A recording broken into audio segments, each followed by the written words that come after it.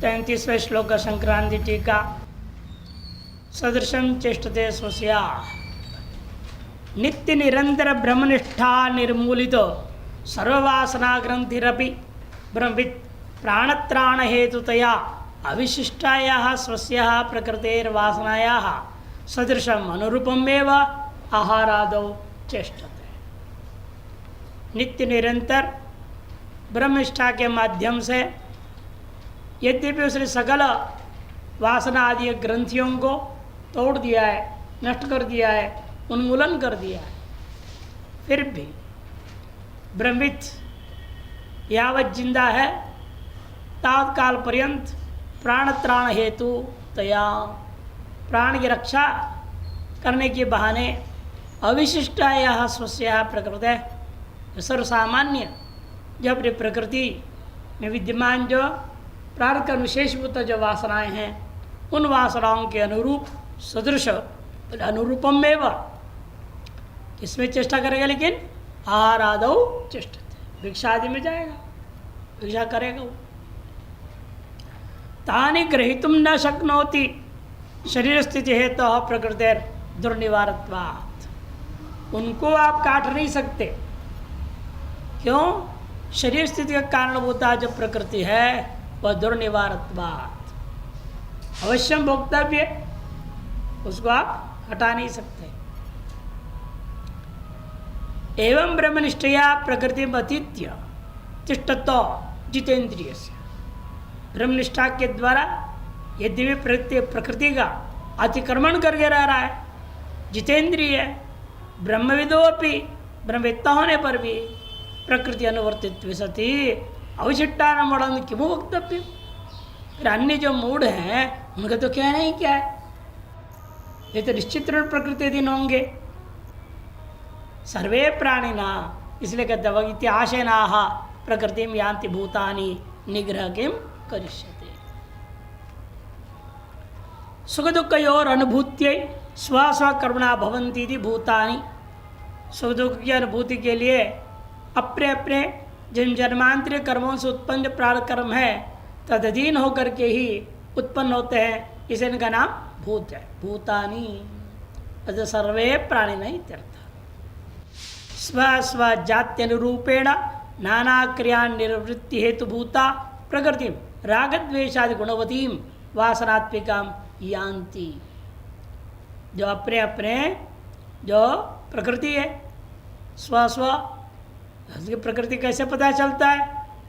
जाति अनुसार रूपेण, जन्म जहाँ लिए हुए हैं, वर्ण आश्रम में जिसमें रह रहे हैं उसके अनुरूप नाना क्रिया निवृत्ति हेतु भूता, नाना क्रियाओं के सिद्ध करने के कारणीभूता जो प्रकृति है और राग द्वेषादि गुणवती, कैसी प्रकृति है? राग द्वेषादि गुणों से युक्त है। वासनात्मिका, वासनात्मिका है, उसको वे प्राप्त करते हैं। स्व से प्रकृति अनुरूपेण राग द्वेषाभ्याम नानुरूपम चेष्टन्ते एवं इत्यर्थ। कहने का मतलब अपने अपने प्रकृति के अनुरूप राग द्वेष के द्वारा वे जो है सकल व्यवहारों को, नाना प्रकार व्यवहार को, चेष्टाओं को करते हैं।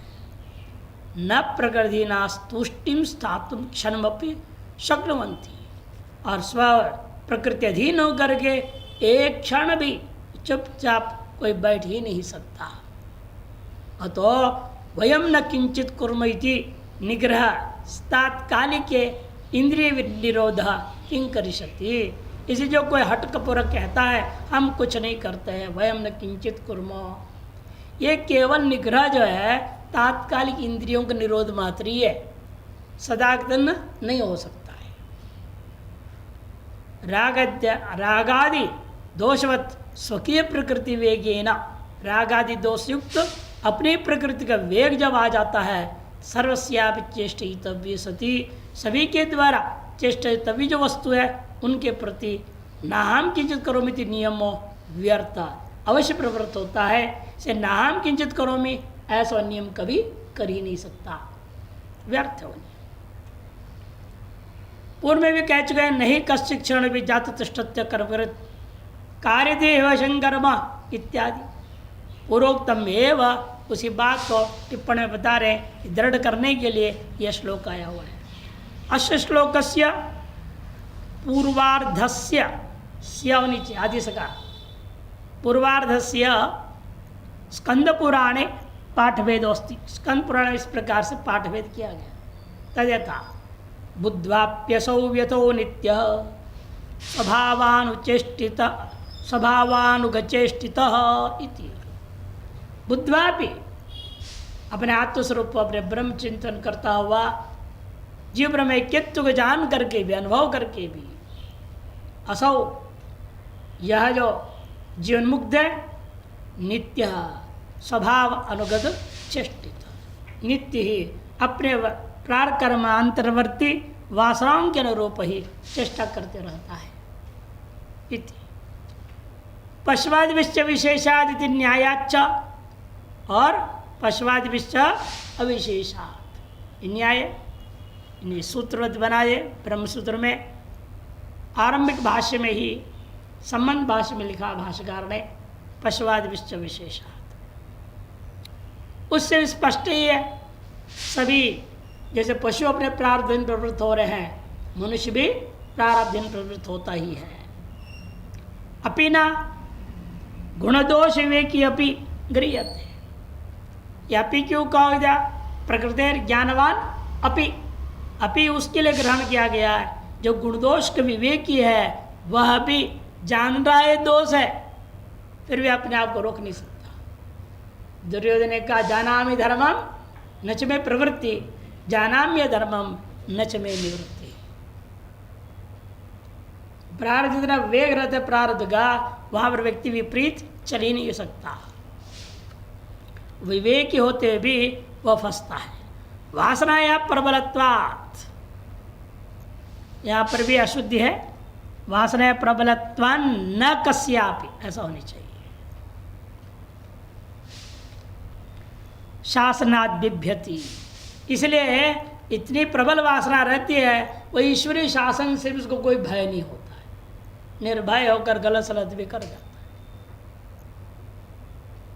किम ईश्वरोपि, ईश्वारो हो गया है, ये दीर्घ काट देना है।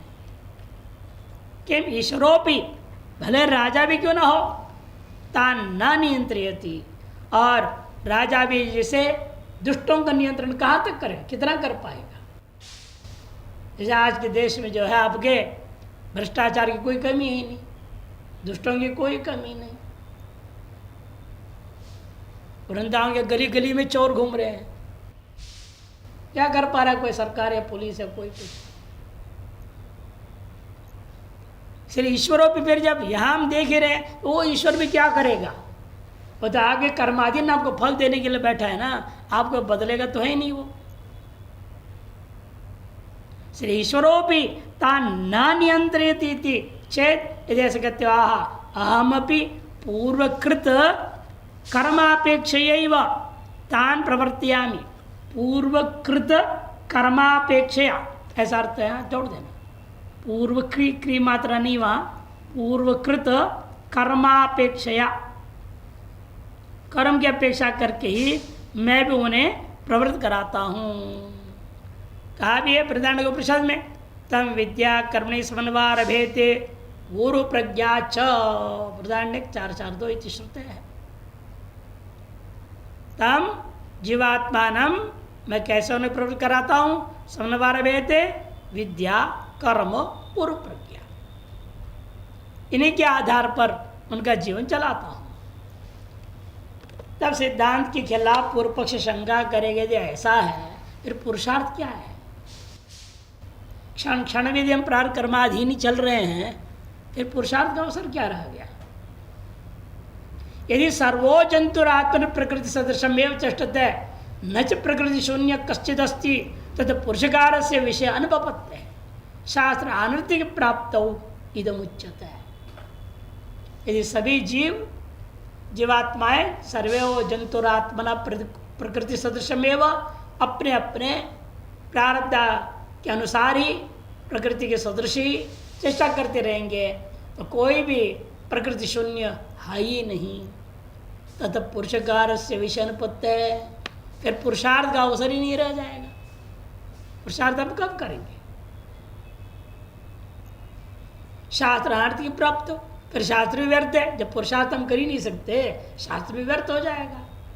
तो इदम उच्चता है नहीं, पुरुषार्थ का अवसर मिलता है, वही समझाएंगे। संक्रांति अपने अवतरणिका में कह रहे हैं, ननु सर्वस्यापि प्राणिजात से रागद्वेषात्मिकया प्रकृत्या ग्रस्तत्वे,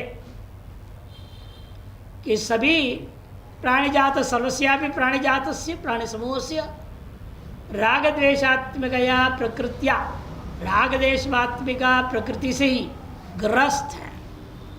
तन्मतानुसरणम अपि उक्त लक्षण प्रकृति ग्रस्तत्वात्, आपके मत का अनुसरण करने वाले हो चाहे अनुसरण न करने वाले हो, सब के सब उक्त लक्षण वाला जो प्रकृति के अधीन ही रहते हैं। तदुक्ते कर्मयोगे कथम तेषां प्रवृत्ति घटेता, बताओ आप युक्त कर्मयोग में उनकी प्रवृत्ति कैसे हो पाएगी फिर? इत्याकांक्षा रागद्वेषो समीचीनत्व असमीचीनत्व बुद्धि मूलकत्वात्, रागद्वेष पूरे प्रवृत्ति होने की संभावना है, वासना आती है, जगाती है, आपको रागद्वेष प्रवृत्ति कराने की चेष्टा कर रही है। उस स्थिति में वासनाओं का समीचीनत्व असमीचीनत्व तो आप अपने बुद्धि से सोच सकते हैं। इतनी आपको छूट और सामर्थ्य दिया गया है। इधर विवेक तो कर सकते हैं आप, करने से पहले ये काम करूँ या ना करूँ, सोचता कि नहीं सोचता है आदमी? एकदम केवल प्रार्थ के विषय धड़ाधड़ धड़ करते ही रहता है कि 24 घंटा, ऐसे तो होता नहीं। समीचीनत्व असमीचीनत्व बुद्धि मूलकत्वा, इसलिए कहा है न द्वेष्ट्य कुशलम कर्म कुशले नानुषज्जते इति न्यायेन ईश्वराराधनात्मके कर्तव्य विद्युक्ते कर्मणि। न द्वेष्टि अकुशलम कर्म, अकुशल कर्म से द्वेष भी नहीं करता और कुशल कर्म में आसक्ति भी नहीं होता, ये पूर्व में कह चुके हैं। इसे ईश्वर आराधनात्मक कर्तव्य जो विधि से उक्त कर्म में कुशलत्व कुशलत्व बुद्धि परित्यागे, यदि वहाँ भी कुशलत्व बुद्धि को परित्याग कर देता है, राग द्वेष और अनवकाश, राग द्वेष अवकाश भी खत्म हो जाएगा। इति सूचयितुम राग द्वेष स्थिति तन्निवृत्ति प्रकारम तयोर्बंधकत्वंच आह। 3 बात श्लोक में कह रहे हैं। राग द्वेष कहाँ व्यवस्थित रहते हैं, उनकी निवृत्ति कैसे की जाती है, निवृत्ति न कर पर कैसे बंधन के कारण बनते हैं, वो बताने के लिए आरंभ कर रहे हैं। इंद्रियस्येन्द्रियस्यार्थे रागद्वेषौ व्यवस्थितौ तयोर्नवशमागच्छेत् तौ हि यस्य परिपन्थिनौ। इंद्रियस्येन्द्रियस्यार्थे रागद्वेषौ व्यवस्थितौ तयोर्नवशमागच्छेत् तौ हि यस्य परिपन्थिनौ। इंद्रिय से 2 बार कह दिया। सर्वेन्द्रियाणि इत्यर्थ, सकल इंद्रियों का अर्थ करने के लिए एक पक्ष, दूसरा विप्सा है।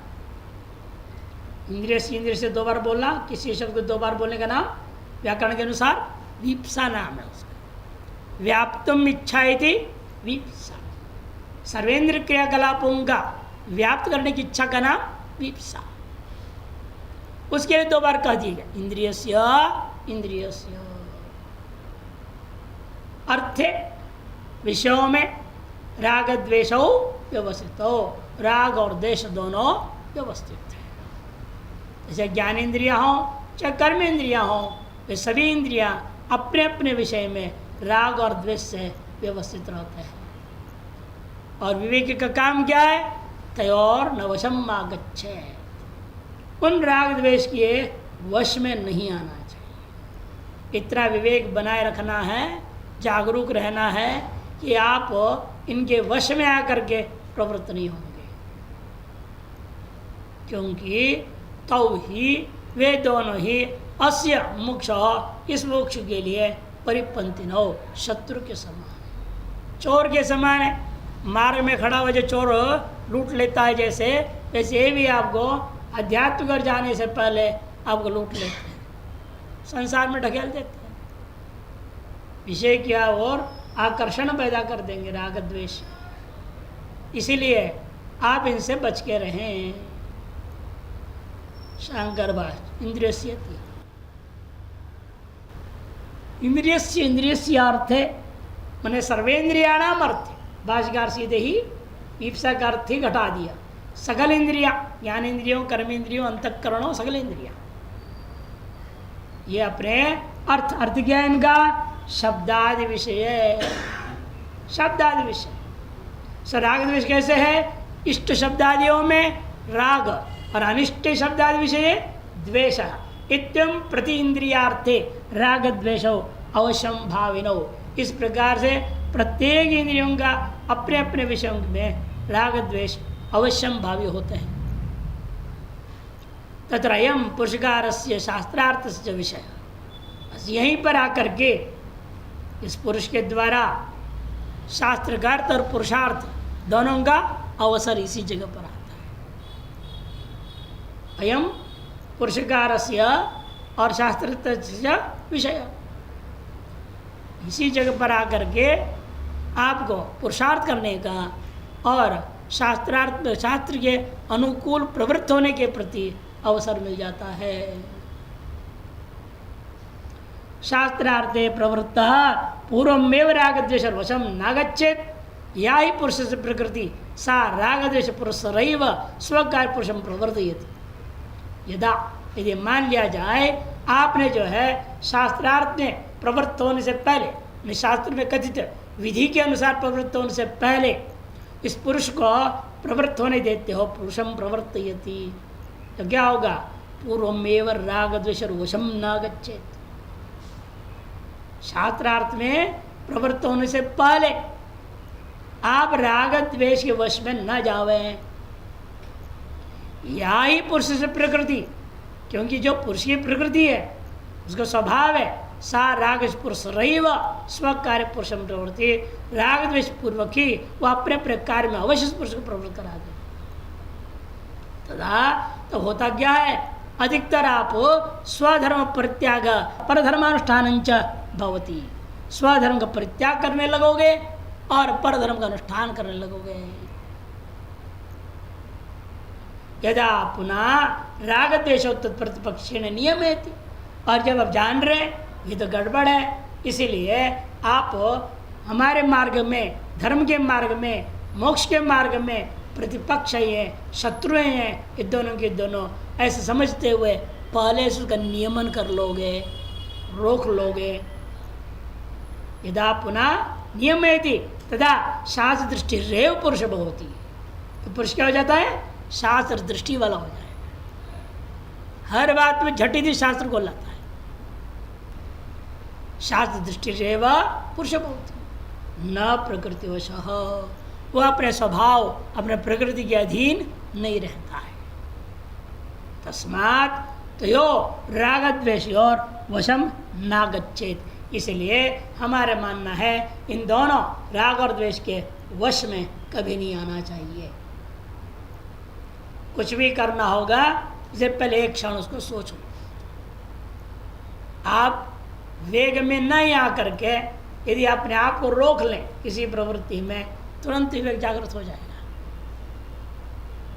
इन आदमी सोचता नहीं करूं या ना करूं, आ गया मन में, चल दिया फट से करने को, वहां गड़बड़ी होती है। अनावश्यक प्रवृत्तियां होने लगती हैं। हम लोग आश्रम में देखते हैं, इसे लगाम लगाए रखना पड़ता है रहने वालों पे। कहीं जाओ तो पहले हमें बताओ। उससे क्या होता है? कम से कम वो फालतू तो जाएगा नहीं इधर उधर। लेकिन उन्हें अपने जाना है तो बिना बताए भी चले जाते हैं। करते कि नहीं करते? वहीं जाकर गड़बड़ हो जाता है, अशास्त्रीय प्रवृत्ति में चले जाते हैं। जिस काम के लिए भी जा रहे हो, आश्रम के काम के लिए भी जा रहे हो, तो बोल के जाओगे तो हो सकता है उसमें कुछ संशोधन हो जाए। अभी नहीं जाना, बाद में जाना है, कुछ भी। और उसके बिना चले जाते सीधे, कई बार होता चले गए फिर जाम में फंस गए, वहाँ ये हो गया वो हो गया। इसीलिए कोई भी प्रवृत्ति हो पहले रुको, जैसे गाली भी देना हो तो पहले सोच लो, दूं या ना दूं, अपना अंदर से आएगा मत दो, जाने दो, क्या करना आएगा अंदर से, सोचो ही, छोड़ो, ये तो चलते रहता है। इसलिए अच्छे कर्मों या बुरे कर्मों करने से पहले एक बार 2 क्षण के लिए रुक जाए आदमी, उसके सामने यथार्थ की ओर प्रवृत्ति, शास्त्रानुसार प्रवृत्ति की ओर प्रेरणा अंदर से मिल जाती है। नहीं तो आसुरी प्रवृत्ति भागते रह जाता है। तस्मात् त्योर राग द्वेषवशम न गच्छेत् यतस्तौ ही अस्य पुरुषस्य परिपंथी न हो, क्योंकि यही 2 हैं जिस पुरुष के मार्ग में खड़े हुए शत्रु के समान है, चौरादि के समान है। श्रेयो मार्गस्य विघ्नकर्तारो तस्करो इव इत्यर्थः। श्रेयो मार्ग के में विघ्नकर्ता हैं ये सब, इसलिए तस्कर के समान है, समझो मार्ग में खड़े हुए उधर ये भी हैं, इसलिए इनसे बच के रहना चाहिए। इंद्रियस्येन्द्रियस्य सर्वेषाम इंद्रियाणाम, ये भी वही अर्थ कर दे रहे हैं। श्रोत्रादि नाम अर्थे शब्दादो, श्रोत्रादियों का अर्थ क्या है? शब्दादि, उनमें राग द्वेष व्यवस्थित हो, इष्टे रागो अनिष्टे द्वेषित्येवं प्रतिविषम नियमेन स्थितौ भवतः, प्रत्येक विषय में नियमित रूप में व्यवस्थित होकर रहते हैं। इंद्रियाणाम विशेष रागो वा द्वेषो वास्तु मुक्षुस्तेन तुक्का हानि। इंद्रियां अपने विषय में राग करे, द्वेष करे, उसे क्या हमारा लेना देना, इन मोक्ष को क्या हानि होगी। इतः कितौ यस्य परिपंथी, मोक्ष को भी बिगाड़ देंगे, उनको भी नीचे गिरा देंगे। कितने लोग आते हैं यहाँ, महात्मा नए आते हैं ऋषिकेश में, बड़ा वैराग्य रहता है, बहुत अच्छे रहते हैं, विवेक रहता है, वैराग्य रहता है, और धीरे धीरे धीरे रहने वाले जिस आश्रम में रह रहे हैं जिनके साथ, वो कहेंगे चलो उधर भंडारा में, अब एक जाएगा, दूसरा जाएगा, तीसरा, धीरे धीरे वो न ज्ञान प्रिय, न वैराग्य प्रिय, न विवेक प्रिय, भंडारा प्रिय हो जाता है, उसके चक्कर फंस ही जाता है। इसलिए बहुत सावधानी मुमुक्षु को भी जरूरी है, इसमें भी वो विषम का राग द्वेष में आ ही जाता है। सो लोभ लालच भी देते ना, जो पहले से बिगड़े हुए हैं वो उनको लोभ लालच देते हैं। अरे भाई वहाँ पर 500 रुपये मिलने वाला है, खर्चा पानी निकल जाएगा ना, चलो, वो 500 के लालच में फंस जाता है, यदृच्छा लाभ में संतुष्ट भूल जाएगा। बीमारी खर्चा कौन देगा? बीमार, हाँ, बीमारी का खर्चा कौन देगा? अरे भगवान किस लिए बैठे हुए हैं? योग से वहाँ में बोला है नहीं क्या? उसके लिए क्यों आप विश्वास नहीं कर रहे हो? ईश्वर वचन दे दिया आपको, आप केवल अनन्यास चिंतन तो माम, आप मेरे अनन्य भाव से चिंतन करो, बाकी तुम्हारी बीमारी हो, जब कुछ भी हो, तुम्हारी कुटिया है, मकान है, कोई भी चीज़ है, वो सब मैं देखूंगा। भगवान कह दिए हैं, मैंने इसका मतलब आपको भगवान पर विश्वास ही नहीं, क्या कसम महात्मा फिर झूठे। साधु बनने का क्या लाभ होगा? घर द्वार छोड़ने का क्या लाभ होगा? यहाँ आकर के भी आपको अर्थाधीन ही रहना है, वैसे अच्छा घर में कमा के रहते, ईश्वराधीन रहना ही नहीं चाहते, तो क्या फायदा है आने का? सन्यासी हो रहे हैं, अब भगवान की ओर भक्ति करने चल पड़े हैं, तो भगवान का विश्वास तो करो, उन जो वचन दे रहे हैं, जो कह रहे हैं, उसको तो मानो। आकांक्षा अपेक्षा करो ही मत। यदृच्छा लाभ में संतुष्ट किया है, आप लिस्ट मत बने मुझे ये चाहिए, वो चाहिए, वो चाहिए, वो चाहिए ना। इसे बार बार कहते हैं, एक आपको फॉर्मूला दिया हमने, सिंपल है, क्या कहा?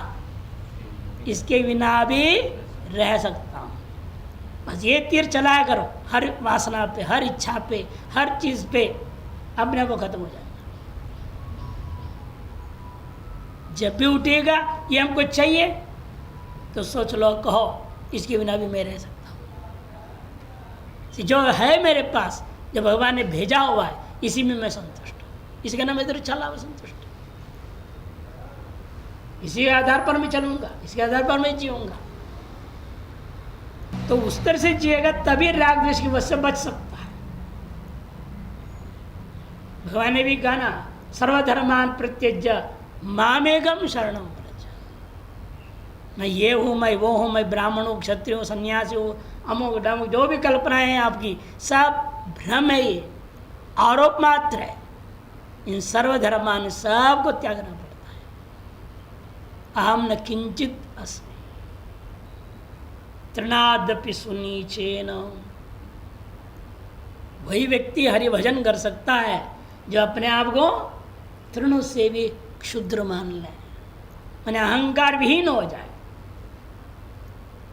वही असली भजन करता है। ये लेश मात्र भी अहंकार है, वो अहंकार उसको नचाना शुरू कर देगा, धीरे धीरे धीरे घसीट लेगा कहीं और। इसे श्रेयो मार्ग के विघ्न करता ही है, यह समझ करके सावधानी बरतनी पड़ेगी। इसलिए पंचसकार साधना में वर्णन किया था ना पहले, पंचसकार लौकिक व्यवहार में पंचगकार, पंचमकार, पंचसकार।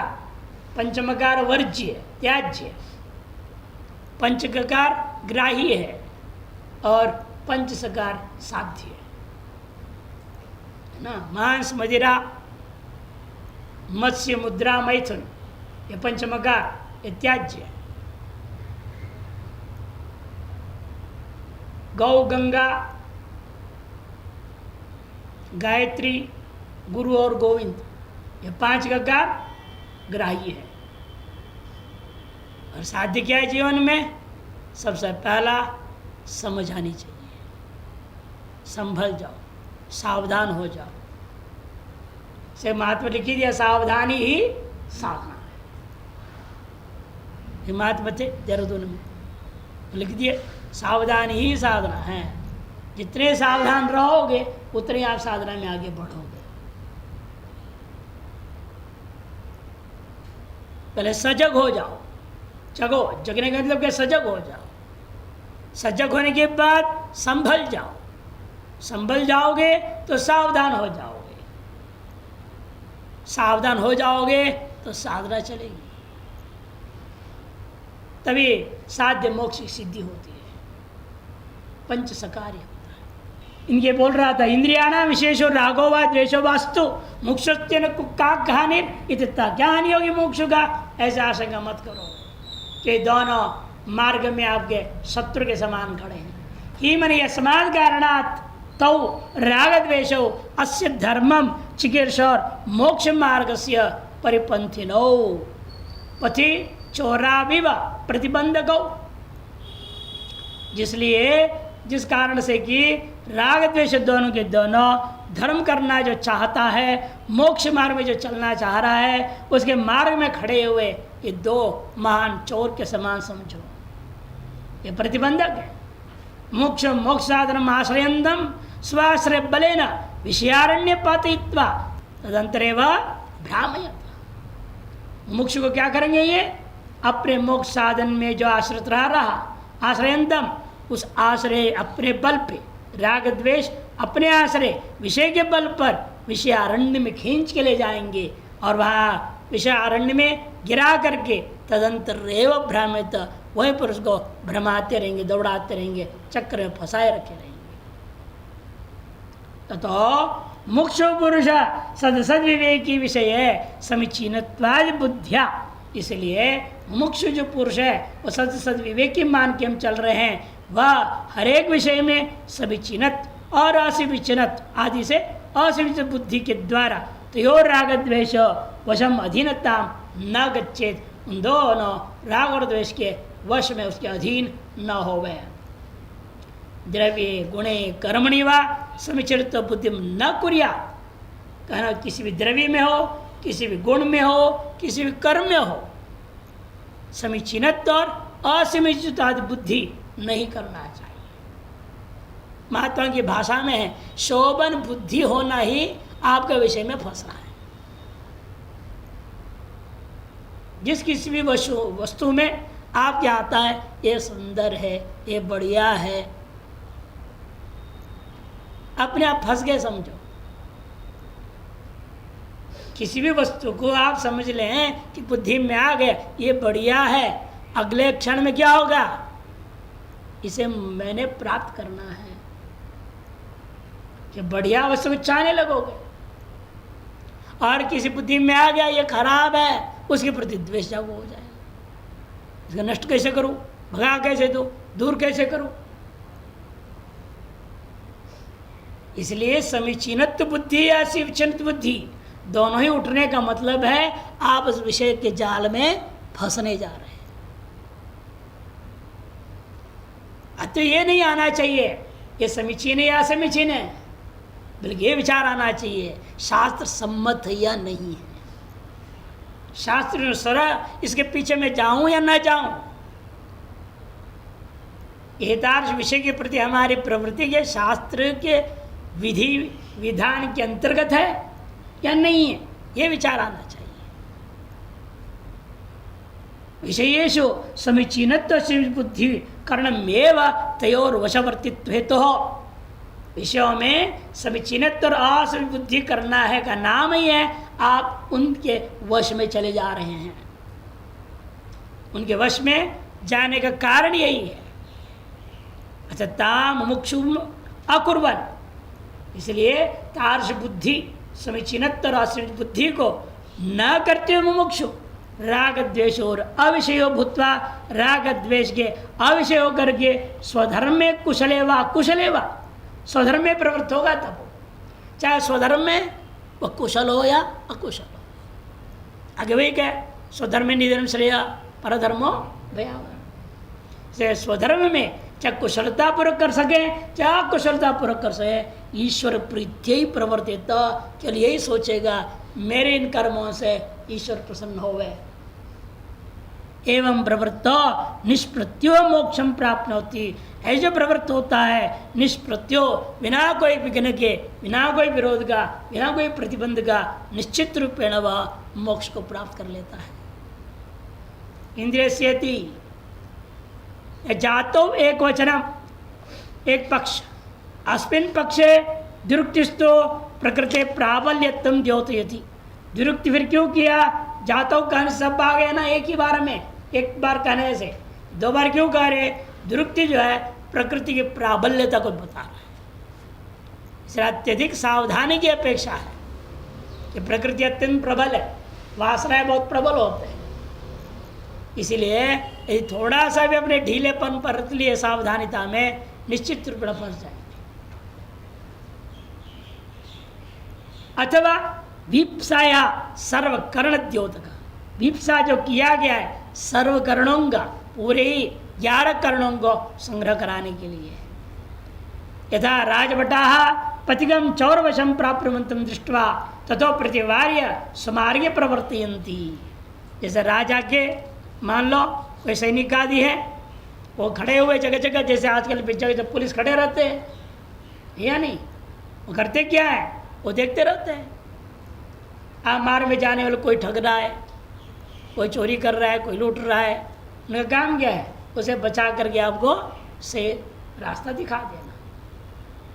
यथा राजभटा पथिकम, पथिक को चोर के वश में प्राप्त होता हुआ देख करके प्राप्तवंतम दृष्टवा ततो प्रतिवार्य, उसे हटा करके सुमार्ग में प्रवर्तयन्ति। तथा इसी प्रकार यहाँ भी समझ लो शास्त्र आचार्य उपदेशो, या कौन आपको बचाएगा, शास्त्र और आचार्य उपदेश। ये क्या करेंगे, मुमुक्षुम राग द्वेष और वशम प्राप्तवंतम, जो मुमुक्ष है राग द्वेष के वश प्राप्त हो रहा है उसको देख करके दृष्टवा ततो प्रतिवार्य, वहाँ से हटा करके मोक्ष मार्ग प्रवर्तित भाव, वापस मोक्ष मार्ग में लगा देंगे। इसलिए हमेशा शास्त्र और आचार्य के शरण में ही रहनी चाहिए, बिना उनके मार्गदर्शन का, बिना शास्त्राधीन हुए कोई कार्य करना ही नहीं चाहिए। तुषा चौर दृष्टांत अत्र ग्राह्य। भूसा चौर कहानी है, पहले बताया हूँ, उपनिषद 11 में भी आता है, ईश्वास उपनिषद पढ़ाते वक्त। एक राजा थे, उनके एक मंत्री थे ब्राह्मण, और वो मंत्री कुल पुरोहित भी थे। उनके घर में, पुरोहित के घर में एक बेटे का जन्म हुआ। बड़े विद्वान थे, विदुषी थे, और क्या बोलते हैं, ज्योतिषी भी थे। उन्हें कुंडली बनाया। कुंडली बनाया तो देखा बेटा तो महा चोर बनेगा, डकैत बनेगा, तो कैसे बचाए इसको। उन्होंने तुरंत ही घर की जितने भी सुविधा और आकर्षक पदार्थ, सोना था, सब हटवा दिया। साधारण मिट्टी का बना हुआ घर में झोंपड़ी था, उसमें रहने लग गए, और चारों तरफ से 15-15 फुट ऊंचे दीवार खड़ा कर दी, ताकि बच्चा बाहर है तो उसको दुनिया न दिखाई दे, कि दुनिया देख लेगा तो फिर चक्कर में आ जाएगा। और उन्हें जितने भी वेद आदि पढ़ाने के साथ साथ दंड शास्त्र पढ़ाया। अमुक चोरी करेगा ये पाप होगा, उसका फल ये मिलेगा, अमुक चीज़ का चोरी करेगा इसका दंड ये मिलेगा। ऐसे पूरे दंड शास्त्र जो था उसको पढ़ा दिया, अच्छी तरह से रटवा दिया। इसे करते करते बच्चा 15-16 साल का हो गया। और उधर राजा की यहाँ भी राजकुमारी बड़ी होकर के भी बड़ी हो गई, उसके विवाह का प्रसंग आया राजकुमारी का। तब राजा ने कहा, आप तो हमारे कुल पुरोहित रहे, अनेकों कर्मकांड करा चुके हैं, अब हम चाहते हैं आप अपने बेटे को ले आओ। उसको तैयार किए होंगे ना, अब वो हमारी बेटी का विवाह कराएगा। आप इनके गले गले आए, सोचा अब क्या करें। वो आएगा बाहर, दुनिया देखेगा, इतने अलंकार, ये क्या क्या हो रहा है, और राजमहल में आएगा, सोना चांदी का चम्मच देख लेगा, फिर तो चोरी जरूर करेगा, इसकी वासनाएं जगेंगे चोरी का। अब तक दबाए रखा मैंने, अब तो गड़बड़ होगा। तो क्या करें, राजा का आदेश है। उसको अलंकार करके बेटे को पहना, उन्होंने बढ़िया से कपड़ा पंडिताई का ले आए। आते वक्त रास्ते में 10 बार वो इधर उधर देखता रहता था, अरे क्या है, जब अरे मकान कैसी है, हम कहाँ मिट्टी के झोंपड़ी में, हमारे पिताजी कैसे मंत्री हैं, यहाँ तो आम जनता का मकान एक से एक बढ़िया है। ऐसे वो देखता रहा, सोचता रहा, बोले कैसे, कुछ कहे नहीं, और चुपचाप पहुँच गया राजमहल में। बढ़िया से देख रहे हैं क्या वेशभूषा लोगों की, चकित हो गया। ये सब हमारे यहाँ होना चाहिए, दिमाग में आ गया, सब उठा के ले जाऊंगा यहाँ से। इन मौका ढूंढ रहा है, कैसे चोरी करेगा। अब सायंकाल हो गया तो विदाई कर दिए। विदाई करने के बाद राजा ने मंत्री को बुलाया, थोड़ा इधर आइए, थोड़ा इनको ये करना वो करना है करके। मौका मिल गया, बाप से हट गया और छिप गया खंबे का पीछे। दिन के पहरेदार बदल गए, रात्रि के पहरेदार आ गए, और रात्रि के पहरेदार देखे तो थे नहीं। ये जो हमारे मंत्री महोदय पंडित जी का बेटा है, ये उन्हें क्या पता। खैर रात जैसे हुआ, और पिता जो पंडित जी देखा, गया काम से, ये जरूर बिगड़ेगा, कहीं अब गायब हो गया है, मैंने गड़बड़ जरूर करेगा। कहे किससे, क्या कहें, चुपचाप मुंह लटकाए अपने घर पहुंच गए। सब इधर उधर हो गए, रात और 10-11 बज गए, सब सो गए। दिन भर वैसे भी थके थे। अब जो है वही यहाँ जाता है, वहाँ जाता है, वहाँ जाता है, हर चीज़ को उठाता है। नहीं नहीं नहीं, ये चोरी नहीं करना, इसे पाप लगेगा, हमको जो नरक में जाना पड़ेगा। ये चोरी करूँगा तो ये होगा, वो चोरी तो वो होगा। करते करते पूरे महल में दौड़ लिया, कुछ नहीं मिला। ऐसे कोई चीज़ नहीं देखा जैसे चोरी करने पर कोई दंड न हो। फिर वहाँ से धीरे से बाहर निकला और गौशाला में घुसा। गौशाला में देखा, गौ को पकड़ेगा तो दोष, सांगली पकड़ा दोष, बाल्टी पकड़ा दोष, हर चीज़ में उसको पाप दिख रहा है और दंड दिख रहा है। तो करे क्या वो। अंत में उसने देखा कि हाँ ये कुछ लग रहा है भूसा, ये ठीक है। पूरी अपने दंड शास्त्र को दोहरा, धड़ धड़ धड़ धड़ पूरे शास्त्र को। अरे कहीं लिखा ही नहीं है भूसा चोरी कर कोई पाप होगा, कोई दंड मिलेगा। तो उसने अपने पगड़ी उतारी, अधिक से अधिक ले जाना है ना, खूब अनेक जन्म की वासना वही चोरी का, ढेर सा चोरी करना है, तो खूब भूसा बांध दिया और गठरी लेके चले। और रात्रि के पहरेदार ने देखा ये कौन जा रहा है भाई, पकड़ लिया उसको, पकड़ के बंद कर दिए। सब रात दरबार लग गया, उसको ले आए राजा के समय। अब उधर मंत्री खड़ा तो पता है वो मेरा बेटा ही होगा, और कौन चोर मिलेगा रात्रि में आज, और कोई तो मिलने वाला है ही नहीं, नहीं पता है ना। वो चुप खड़े थे। राजा ने पूछा, देखा ढंग से, रही तो हमारे कुल पुरोहित का बेटा है, भावी कुल पुरोहित है। नहीं आपने चोरी किया तो इसको क्यों चोरी किया? अरे सोने चांदी क्या क्या थी यहाँ पे। कहते क्या करो, इसी एक में कोई दंड नहीं, मैं इसका चोरी किया हूँ, इसके पीछे कारण मेरे पिताजी, मुझे इतने दंड शास्त्र संस्कार भर दिया था, मैं दूसरा चोरी कर ही नहीं सका। तब राजा ने कहा हमारे अभी से आप मंत्री हो और कुल पुरोहित। कहने का अभिप्राय, यदि शास्त्र संस्कार दृढ़ रहेगा, मजबूत रहेगा आपके अंदर, कभी आपसे कोई गलत काम हो ही नहीं सकता है। इसे शास्त्र वासना को बढ़ाओ तो कि लोक वासना को हम काट सके।